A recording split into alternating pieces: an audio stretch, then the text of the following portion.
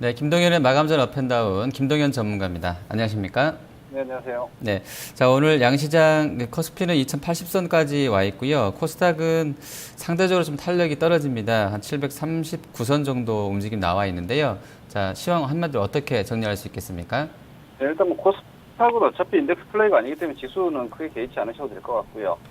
다만 이제 코스피 시장의 방향성이 상승으로 강하냐 혹은 하락으로 강하냐 두 관점이 뭐 매매에 영향을 미친다고 보시면 되는데, 하락 쪽에서는 지난번부터 제가 포지션을 약간 바꾸면서 말씀드렸다시피 FOMC 이후에 오히려 하락 위험이 좀 감소되는 모습, 미국의 금리가 인상되더라도 빠르지 않음을 거의 확정적으로 좀 보여주고 있는 모습이기 때문에 그리스까지 지금 안도 반등까지 나오고 있는 모습이라면은 당분간은 시장이 흔들리더라도 뭐 2천선을 다시 깬다거나 뭐 이런 양상은 전개되지 않을 거로 예상되기 때문에 기본적으로 박스권이 유지가 된다라고 보시면 될 것 같고, 뭐 그렇게 강력한 상승은 아니더라도 하락 위험이 감소가 된다라면은 지금의 단계적 유동성 기준으로 보면 수익 추구형 박스다 이렇게 보시면 되기 때문에 종목 매매 진행하시면 될 것 같습니다.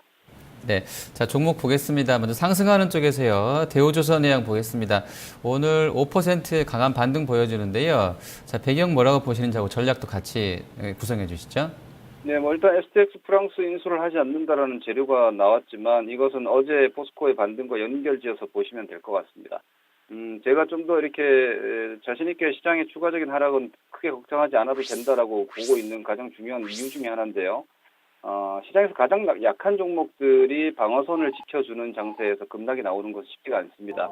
그렇다면은 아주 약한 종목군들까지 이렇게 저점에 대한 회복과 일정 반등을 준다면 더 강하고 좋은 스토리를 가지고 있고 수급을 받쳐주는 종목은 충분히 더 기세를 연장할 수 있는 겁니다. 그렇기 때문에 오늘 대우조선의 약세는 낙폭과대주가 전반적으로 1차적인 지지선이 좀 확보되고 있다. 이 확보된 지지선은 당분간은 크게 이탈되지 않을 거라고 예상되기 때문에 낙폭과대주들 같은 경우에는 중장기 매수 노렸던 분들이 뭐 분할 매수 관점으로의 어떤 접근 이후에 추가 여력 남겨두시고 기다릴만 한 뜸이고, 뭐 단기 트레이딩 기준으로는 강한 종목을 보시는 관점에서도 좀 더 수월해졌다 이렇게 보시면 될 것 같습니다.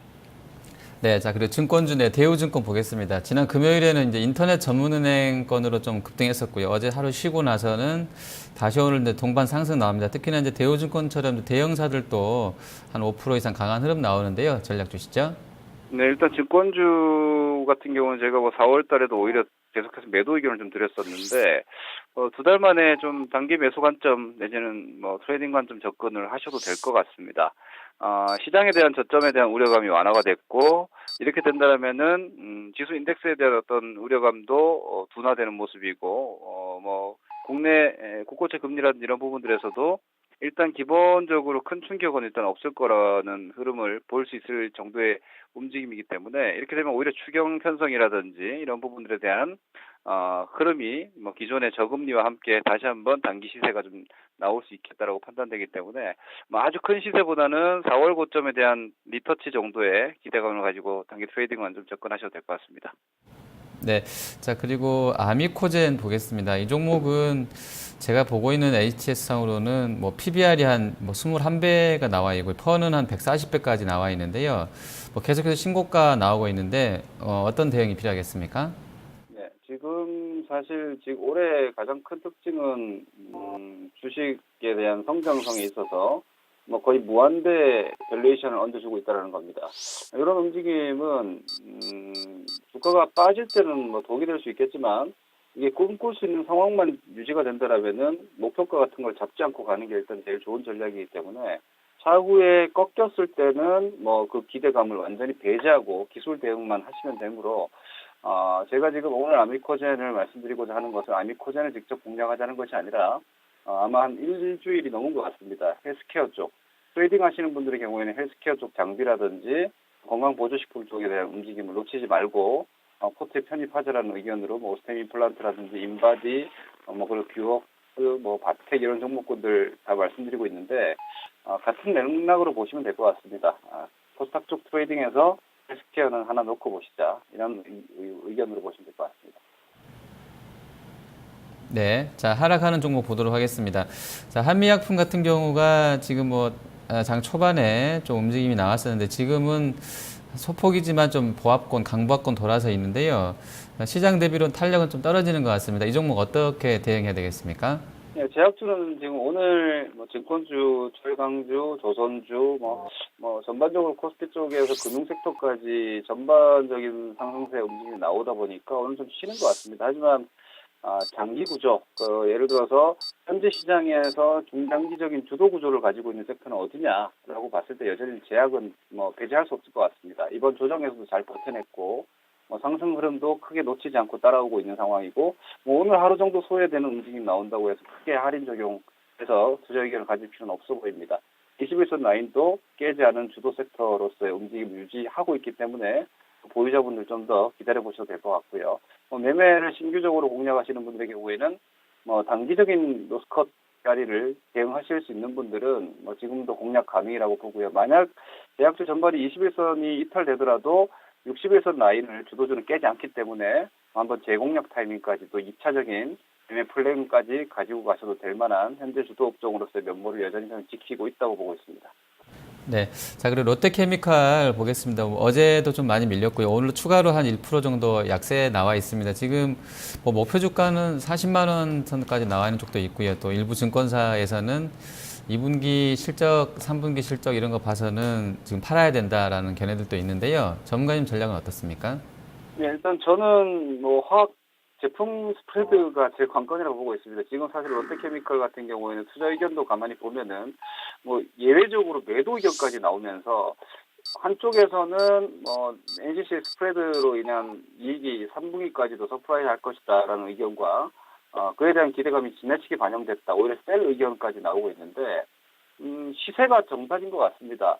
시세는 현재 일단 다른 업종보다 월등히 좋은 구조를 만들어 놨고 그리고 정고점 28만 원을 뛰어넘은 상태에서의 눌림이기 때문에 아직까지는 상승 우세적 관점에서 볼 필요가 있다고 보고 있고요.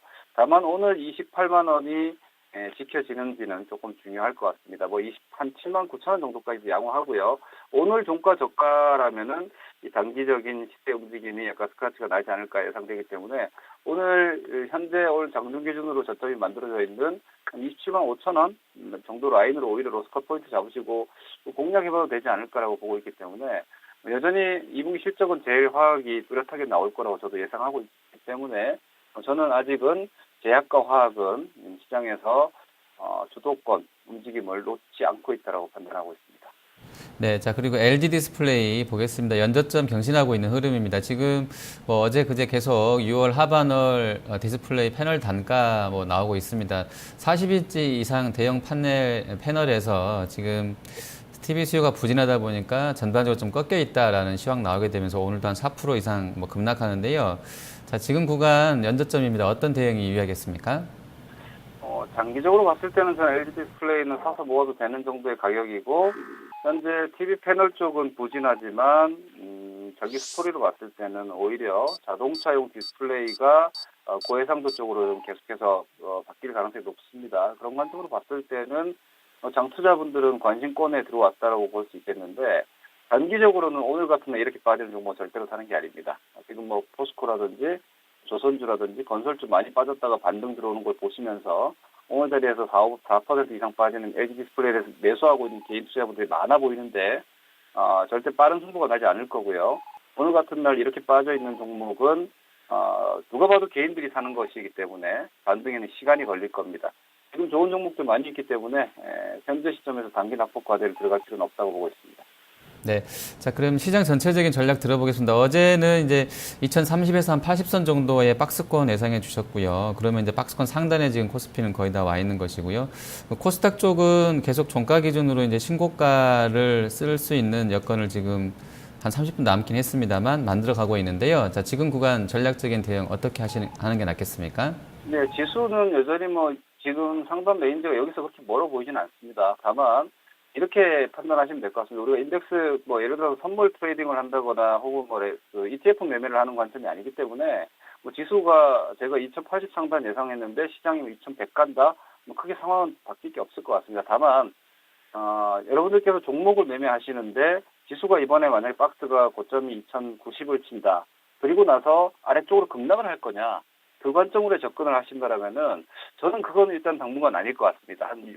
7월 한 중순 정도까지는 최소한 충분한 시장에 대한 안정적인 구조는 유지될 거라고 예상하고 있기 때문에 뭐 이 흐름이라면은 지수 스트레스 별로 가지실 필요 없고요. 뭐 내일 지수가 다시 뭐 20포인트 빠진다고 해도 여러분들이 보유한 종목이 크게 밀릴 것 같지는 않습니다. 그렇기 때문에 지수 상단에 대한 스트레스도 뭐 크게 갖지 마시고 혹은 상단 치고 나서 하락으로 단기적으로 전환하는 모습 또한 뭐 큰 리스크는 없어 보이기 때문에 개별적인 종목 대응을 하시는 게 좋겠고요. 그리고 이 정도의 박스권 상황이라면은 시장 지수가 종목을 마구 밀어 올려주는 정도는 아니기 때문에 지수를 보시면서 대충 바닥권에 아무 종목이나 잡아가지고는 단기 수익률 게임은 일단 배제될 가능성이 높습니다. 오히려 누차 말씀드렸던 성장 주도군들 안쪽에서의 트레이딩 정도로 유지하시면 될 것 같습니다. 코스닥은 저 원래 코스닥은 지수를 별로 신경을 안 쓰고 매매를 하기 때문에 코스닥 지수가 2,730을 가든 800을 가든 크게 중요하지 않다고 봅니다. 오히려 코스피가 지수 하방 우려감이 강화가 된다라면 코스닥이 문제가 되겠지만 그게 아니라면은 어차피 코스닥은 종목 게임이다 이렇게 보셔야 될 것 같습니다. 네, 알겠습니다. 오늘 말씀 잘 들었습니다. 네, 고맙습니다. 네, 김동일의 마감전 업앤다운 살펴봤습니다.